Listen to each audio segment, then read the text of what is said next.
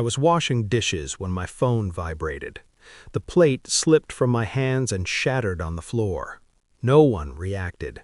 The diner kept breathing, grease popping, coffee pouring, life moving forward without me. That's what unemployment does. It erases you. The message was short, precise, like everything he did. Adapt or become obsolete. I didn't need to see the name. I knew it by heart. 34 years old. My replacement. The man I had trained. The man who fired me and kept my tools like trophies. I stared at my reflection in the steel sink. Older than I remembered. 48.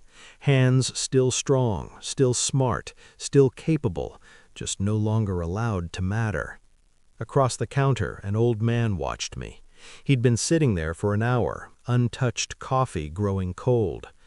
"You look like someone stole your life," he said calmly. I almost laughed.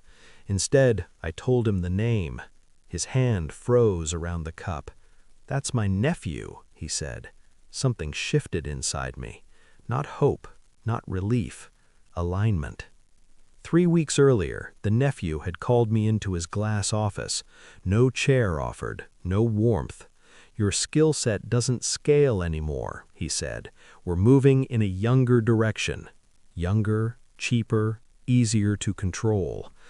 I asked about my tools, custom equipment I'd designed over 20 years.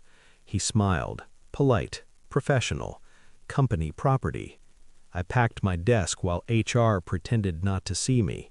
He shook hands with investors using my language, my systems, my ideas. What I didn't know then was how deeply he'd been lying.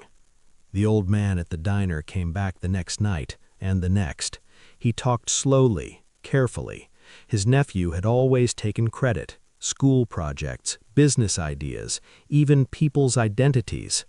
"He's adopted," the old man said one night, quietly, never told.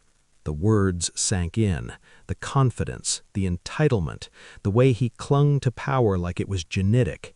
"He doesn't know his blood isn't his," the old man continued, "or that the family trust backing him depends on it." I felt the anger cool into something sharper. I didn't rush. Revenge needs time, precision. By day, I scrubbed plates. By night, I rebuilt my life piece by piece. Old cloud accounts, forgotten backups, early drafts of systems he now presented as his own.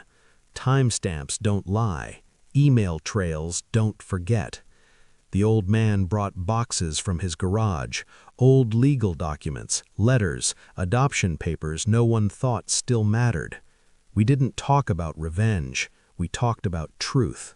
Slowly, calmly, we built a file that could not be argued with. The final piece arrived on a Tuesday, a genetic test confirming what the paperwork suggested.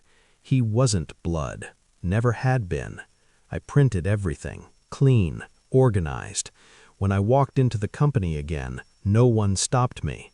Men they think are broken don't exist. His meeting ended to applause, investors smiling, my work on the screen behind him. I waited until the room emptied, then I stepped inside and placed the folder on his desk. "You forgot something," I said. He opened it, watched his world collapse page by page. "That's impossible," he whispered. I leaned forward slightly. It already happened.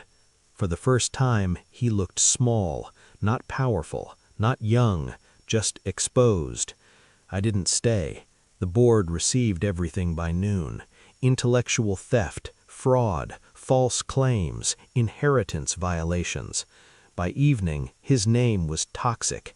News alerts buzzed, investors pulled out, lawyers circled. My phone rang. Once, then again. I didn't answer. At the diner, the old man folded his napkin with care. "He always thought he was untouchable," he said. I nodded. "He adapted," I replied, "just not to the truth." The next morning, I quit the diner. No explanation, no ceremony. The old man shook my hand once. "You didn't destroy him," he said. I looked out at the street. sunlight hitting my face for the first time in weeks. "No," I said. "I just took away the lies holding him together. I walked away without my job, without my tools, without the life I'd built, but I wasn't empty. Some men lose work, others lose identity. He lost both, and I finally stopped washing someone else's blood off my hands."